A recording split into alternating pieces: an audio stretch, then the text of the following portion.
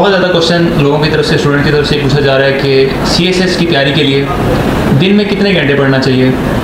ये शायद सबसे ज़्यादा पूछा जाने वाला सवाल यही है और इसका कोई एक सॉलिड आंसर नहीं है। इसमें मैं आपको अपना एक तरीका बता सकता हूँ कि किस तरह से तैयारी की जा सकती है। देखिए, घंटे तो कोई नहीं आपको बता सकता और हर बंदे का कंसंट्रेशन लेवल भी डिफरेंट होता है, कमिटमेंट लेवल भी डिफरेंट होता है। तो आप अपने तरीके के हिसाब से देखना है कि आपको क्या सूट करता है। फॉर एग्जाम्पल, आपके पास तैयारी के लिए हैं 6 महीने, विच मेक्स इट 180 डेज।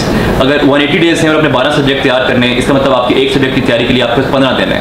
15 दिन का मतलब ये है कि अगर पाकिस्तान अफेयर को तैयार करने के लिए 15 दिन आपके पास है, पाकिस्तान अफेयर के 40 टॉपिक्स हैं, तो आपको एक दिन में कितने टॉपिक्स करने हैं? आपको एक दिन में तकरीबन 2 से 3 टॉपिक्स करने हैं। अब अगर वो 3 टॉपिक अगर आपके शाम टाइम, मगरिब टाइम तैयार हो जाते हैं तो आप मगरिब टाइम सो जाएं।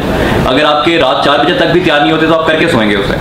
तो बेसिकली आपने टारगेटेड तैयारी रखनी है, आपने टाइम से इसका कोई ताल्लुक नहीं बनाना। हो सकता है कि किसी दिन आपके 3 की बजाय 1 टॉपिक हो, लेकिन फिर अगले दिन आपको 5 करने होंगे। बेसिकली आपकी यही तरीका है। इसके अलावा अगर आपको कोई बना तरीका बताते तो शायद ठीक नहीं है। हमारे बाद आपने 6 माह के अंदर तैयारी की थी और आपने अपनी पहली अटैम्प्ट में CSS क्लियर किया था, तो 6 माह अनफ है CSS की तैयारी के लिए, या ये कुछ लोग कहते हैं कि 1 साल तैयारी करनी चाहिए, 1.5 साल तैयारी करनी चाहिए?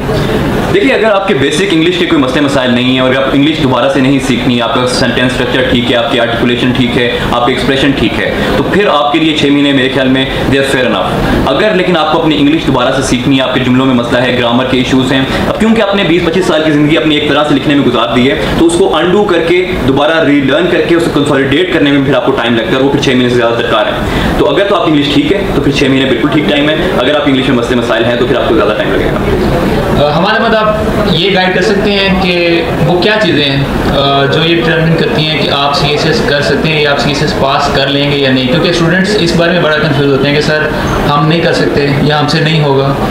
देखिए, बहुत ब्रॉड क्वेश्चन है। इसको अगर हम डिफाइन करें कोई 3 चीज़ों में तो शायद वो ये 3 चीज़ें बनेंगी कि आपकी नंबर 1 आपकी इंग्लिश अच्छी होनी चाहिए, नंबर 2 आपने मेहनत करनी है, और नंबर 3 आपकी लक। आपको बहुत सारे ऐसे लोग मिलेंगे कि जिनकी इंग्लिश भी अच्छी है, जिन्होंने मेहनत भी की है, लेकिन वो फिर भी CSS पास नहीं कर सके क्योंकि लक उनके साथ नहीं थे। लेकिन आपको कोई ऐसा बंदा नहीं मिलेगा कि जिसकी इंग्लिश अच्छी नहीं थी और जिसने मेहनत भी नहीं की और उसने CSS पास कर लिया हो। तो पहले 2 आपके प्री रेक्विजिट हैं, वो आपने खुद करने और तीसरा अल्लाह पे छोड़ देना है। Thank you so much. हमारे मस्ट स्टडी पाकिस्तान जी, और आपको अगर आप चाहते हैं अगर ऐसी वीडियोस आप देखते रहें तो आप इसको सेल्फ स्टडी इन पाकिस्तान को सब्सक्राइब करें, अपने दोस्तों से भी शेयर करें और कमेंट्स करते रहें। Thank you so much.